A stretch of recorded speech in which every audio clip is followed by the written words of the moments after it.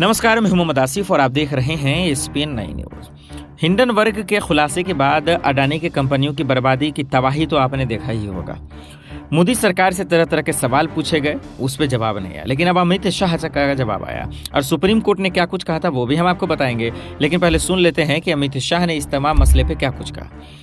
विपक्षी दलों की तरफ से लगातार अडानी हिंडनबर्ग मामले की जांच के लिए संयुक्त संसदीय समिति यानी जेपीसी बनाए जाने की मांग उठ रही है। इसके पलटवार में अब केंद्रीय गृह मंत्री अमित शाह ने अपनी चुप्पी तोड़ी है। शाह ने कहा कि सुप्रीम कोर्ट ने पहले ही मामले का संज्ञान लिया है और एक जांच समिति का गठन किया है।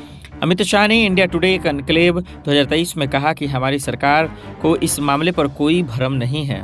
हम जो कह रहे हैं वह यह है कि सुप्रीम कोर्ट ने इसकी जांच के लिए एक समिति का गठन किया है और लोगों को न्यायिक प्रक्रिया पर भरोसा करना चाहिए। शाह ने कहा कि अगर किसी के पास सबूत है तो सुप्रीम कोर्ट की कमेटी के सामने पेश करना चाहिए। उन्होंने यह भी आश्वासन दिया कि अगर कुछ गलत हुआ है तो किसी को बख्शा नहीं जाना चाहिए। शाह ने कहा कि अगर विपक्ष बातचीत के लिए आता है तो संसद में मौजूदा गतिरोध को हल किया जा सकता है।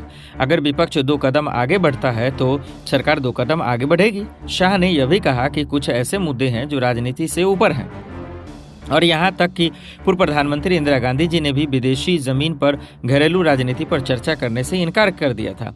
शाह ने कहा दोनों पक्षों यानी बीजेपी और कांग्रेस के अध्यक्षों को सामने बैठने और चर्चा कर देने उन्हें 2 कदम आगे आना चाहिए और हम 2 कदम आगे बढ़ेंगे। फिर संसद चलना शुरू हो जाएगी। लेकिन आप बस प्रेस कॉन्फ्रेंस करें और कुछ ना करें, यह ऐसे नहीं चल सकता। गृह मंत्री अमित शाह ने केवल सत्ता पक्ष या केवल विपक्ष संसदीय प्रणाली नहीं चल सकती, क्योंकि दोनों को एक दूसरे से बातचीत करनी होगी।